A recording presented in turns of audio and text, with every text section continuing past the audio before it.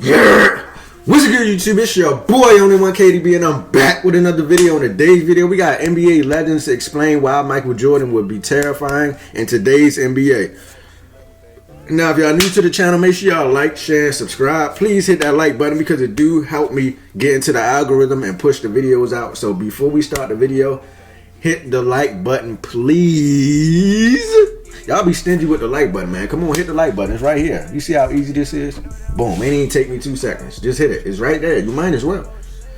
Make sure y'all hit the hype button and subscribe to the channel and put the notification bell on so you can get notified when I drop these bangers, man. I got y'all. I'm coming through every time.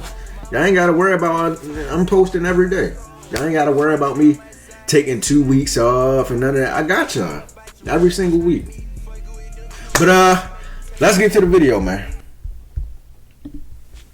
I can watch some of that young Mike Jordan. The guy averaged 37 points a night with hand checking. Yeah. So I think Crazy. Michael would have strived. Like seeing God. Michael Jordan was the most complete basketball player that's ever lived. Complete. You're not going to lose with MJ. If Michael played today, play in this era, he'll average 50. 50? When you really think about Michael Jordan in today's NBA, it becomes clear why he would dominate. The modern game is built on spacing, pace, and freedom of movement, and those are exactly the conditions that will make his skill set even more dangerous. Back in the 90s, Jordan played in an era where the paint was crowded. Defenders were allowed to hand check, and physical contact was part of nearly every possession. Despite all of that, he still averaged over 30 points per game for his career, and at his peak, he put up an incredible 37.1 points per game in a single season. That was my in today's goodness. offensive-friendly environment. That was in a league built on physical defense and clogged lanes. Now imagine that same version of Jordan in today's game, with wide open driving lanes, shooter space around the floor, and far fewer restrictions on the perimeter movement. He would be attacking the rim with the explosiveness of Anthony Edwards you see today, scoring from anywhere like Kevin Durant, getting to his mid-range spots like the way you see Shai Gilgeous-Alexander does today, and controlling the tempo and hunting mismatches like Luka Doncic. With that kind of space and freedom, 35 plus points a night would not be a stretch, especially when he was already doing more than that in a tougher era. His mid-range game, which was one of the most unstoppable weapons in basketball history, would be even more lethal in today's NBA. Modern defenses are designed to take away the three-point line and protect the rim, which naturally leaves space in that in-between area. That is exactly where Jordan thrived. Possession after possession, he would punish defenders with pull-ups, fadeaways, and turnarounds that were nearly impossible to contest. Yeah, I hate when people say MJ wouldn't be able to play in this era because they shoot more threes and he didn't really shoot threes like that.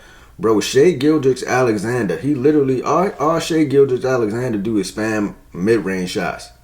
Literally. He don't be taking three-pointers like that. He ain't somebody that spam 10 to 12 threes a game. So, MJ would be cool, man. Like, and I'm pretty sure he would adapt. He could shoot threes now, but he just didn't. It wasn't an emphasis for him. Like, he didn't really care about shooting a three-pointer like that. Shit, you can't stop what I be doing. Like, you can't stop me getting to my mid-range. You can't stop my post fade. So why would I stop it? In order to just sit at the three-point line all day. So, I think he would average a lot of points in this era because back in the day, man, they used to could tackle you in the air without no foul. So.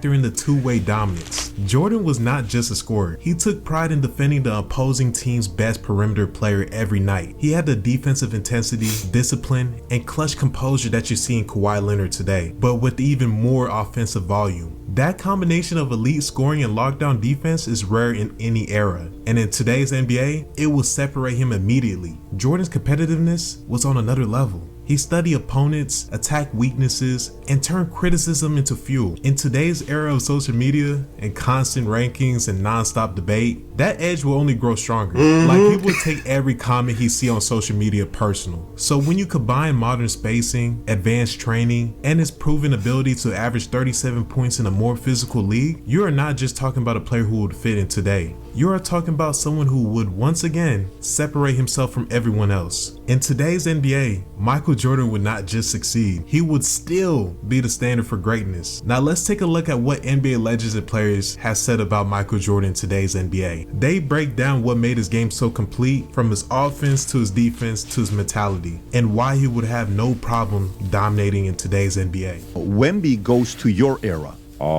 And then Michael comes to this era. Who does better? I'll say Michael. Probably Michael. Yeah. Michael would do better in this era. Yeah. Okay, so let's go to the next one. Because Wemby too fragile. LeBron in your era with Michael. Michael in LeBron's era. Who does better? Probably Michael. Okay, and then with Kobe, I'm assuming you're going to say Michael, of Michael and Kobe's era. I mean, it's kind of the same. Yeah. So, okay. I would probably still say Michael would do better because remember, Michael era, my era, early on, very physical, 85, 90-point games. That's right. Different. That's right. In today's game, we're looking at some games that'll get to 130, 140. Insane. Boring. And Yeah. so I think Michael would have strived off of just being free, open. Right. Right, having right. the physicality that he had to play with it night in and night out. How would you envision, what would Michael Jordan be if he played in the game today the way the game is different from the way it was in his era? He'd average 45, and the league would be complaining about 2 players.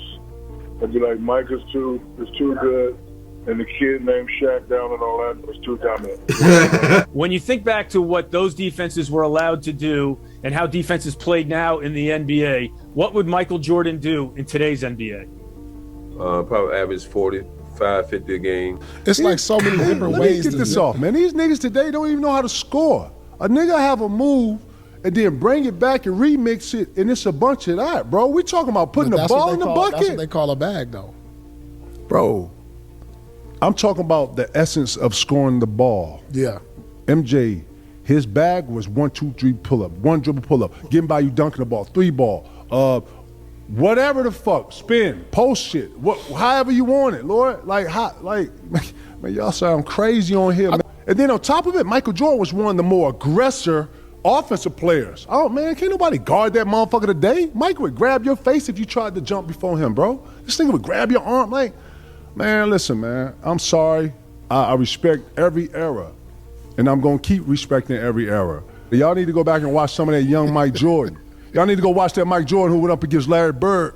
You know what I'm talking about? That went up against the Pistons. And with physical play, by the way. And was downhill. And when he needed a 3, he could hit a 3. And he hit game winners. And he came back from 15 down in the 4th. And yeah, man, what? And then he was a goon. He was a real nigga. Y'all got me fucked up in here, boy. Y'all better put some respect on Mike's name. Put some respect on his name. Shit, man, that's goofy as hell. Mike Jordan ain't got a bag, P?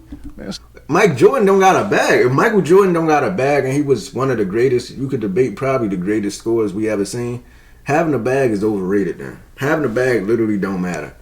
Because if you saying Michael Jordan don't have a bag, nigga, having a bag to y'all is dribbling the air out the ball, keep spamming moves and shit.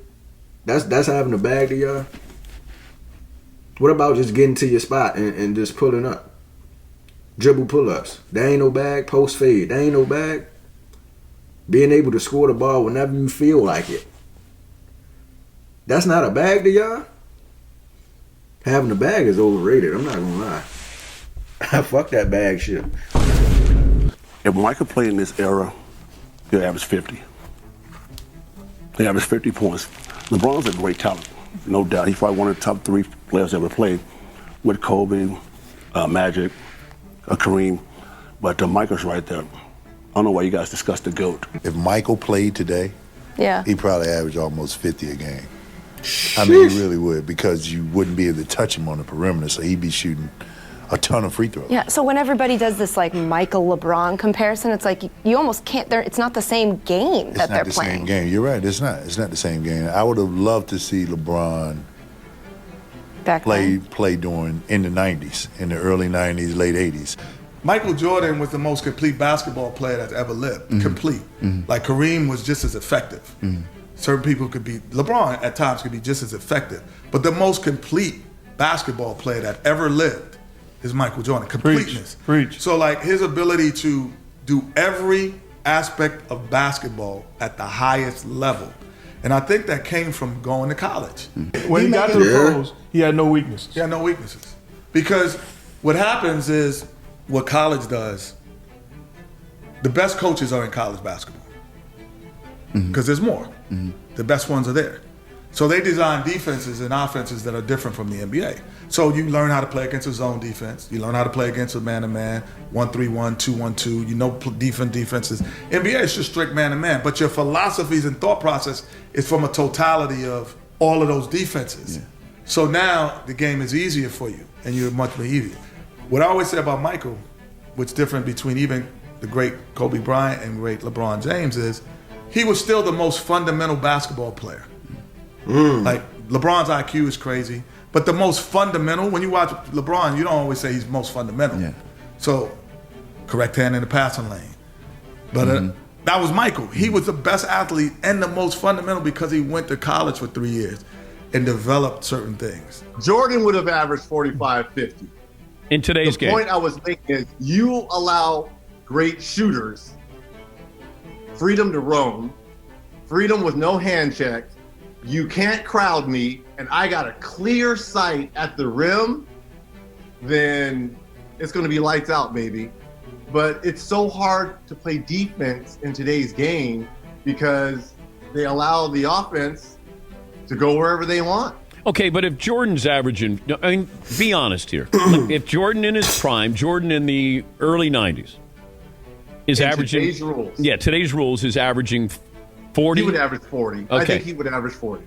Okay, but didn't he average 39 one year, or 37.1? So Kobe's going to average 40. Kobe would be up there. Jordan would average 20 free throws probably every night. You got to understand, he would evolve into this era. You know, the Jordan that we saw young, athletic, get to the basket, based on, you know, what we've seen in this era, you would see a Jordan probably shooting more threes too. So he would definitely evolve. You know, he's averaging 35 at one point. I can see him really pushing that to 40. I don't know about 50, 60, but like, you know, mid-40s, I can see that possibly happening. I don't know if he would shoot 75% from the field, but Paul, for his career, I think he averaged like 8.8 free throw attempts per game. So like, that's at least going to double. That's close to 20 per game in today's age. And also, I mean, pace and space. Think about how physical the game was back then. You pretty much get put on your back every time you went to the bucket. Now all of a sudden somebody blows on your wrist or hits your hand, that's a foul? Like, so, yeah, even though he would have taken more threes if he lived in today's age, still his mid-range game was on point. His skill level, he still would be considered one of the most skilled, if not the most skilled in the league today. I think, I don't know 75%, but he'd be averaging in the 40s for sure. Jordan gonna be getting steals. He gonna be getting blocks. He gonna be out on fast break. I say like about 40. We would be having a conversation, can somebody average 50 besides Will? He'll be like 47, 48. What do you think he would average? Where do you think he would fit in? I mean, he can adapt his game to anything. He would fit in as the best player in the league. Like, that's what he would be. And, you know,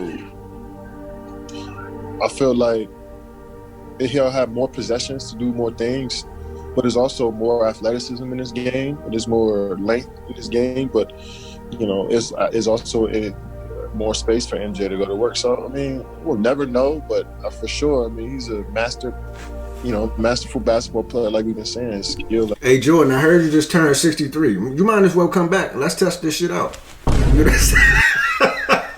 It's like, no, I'm playing. But yeah, he would average a lot in this era because everything is a foul nowadays. He'd get them SGA fouls. Y'all know how SGA be getting them fouls and shit. They be calling him a free throw merchant, which I think is overblown, but it is what it is. They don't call Luka Doncic a free throw merchant, even though he lead the league this year in free throw attempts. But that's neither here nor there. That ain't even none of my business. I don't even know why I brought that up.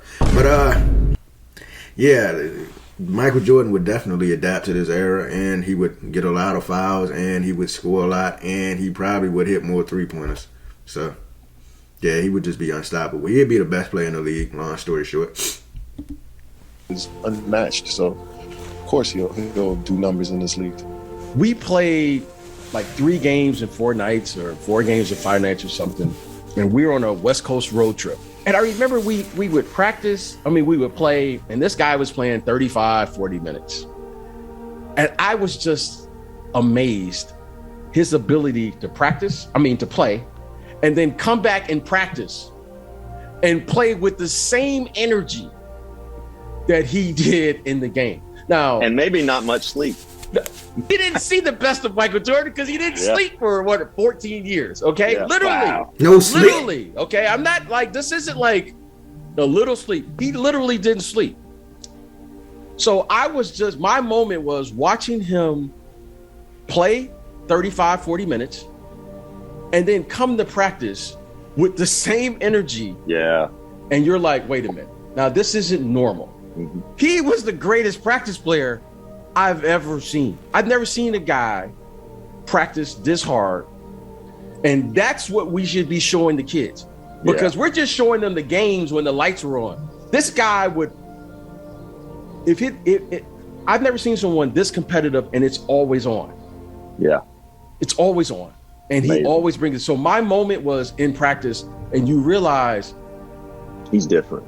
Yeah, something is because you're like, I don't want to tell too much. You were like, I was at the same place he was at, and I'm a little tired today. Everybody else is a little tired. And then all of a sudden, when Phil Jackson would blow the whistle, this guy, like, he got like 10 hours of sleep. And you like, and he didn't eat. Golly, Jordan, he wasn't eating or sleeping. Y'all was getting dominated by a nigga who wasn't eating or sleeping. Y'all should be ashamed of yourself. Man, he was locking y'all up and putting buckets on y'all head without eating or sleeping. Boy, you gotta be a bad motherfucker to do that. Golly. And he didn't eat. Yeah. So you got a guy who didn't sleep, he didn't eat, he's playing cards or whatever he's doing at night, you know what I mean? Let's keep it PG, hey, Rex, doing whatever happens. Yep. And the guy is playing as if like, and you're like, wait a minute, you just played 45 minutes the other night. And you're like, how? Because he had no weakness in his game. When he played the game, especially in the fourth quarter, we referred to him as a three-dimensional player. He's either going to score, he's going to get fouled, or he was going to go to the free throw line and make the 2 free throws. And not many players can do that in the last 4 minutes of a game. Jordan was the best. He was just three-dimensional in every way, every phase of the game, especially coming down the stretch. That, if I put Jordan in this era, no hand checking. I mean, the guy averaged 37 points a night with hand checking. What would that translate into today's game where you can't touch him? MJ is the best game day clutch player that ever played the ball game. You're not gonna lose with MJ. You're gonna be down 10 to 18. He gonna will you to win. I don't know what God looks like. It's like seeing God. Really? Yeah, because I went to a couple NBA games and as a youngster wasn't really impressed. San Antonio watching David Robinson. David Robinson impressed a little bit, but the stuff that he did on TV and then you see it in real life, it's like, oh my God, it's really real.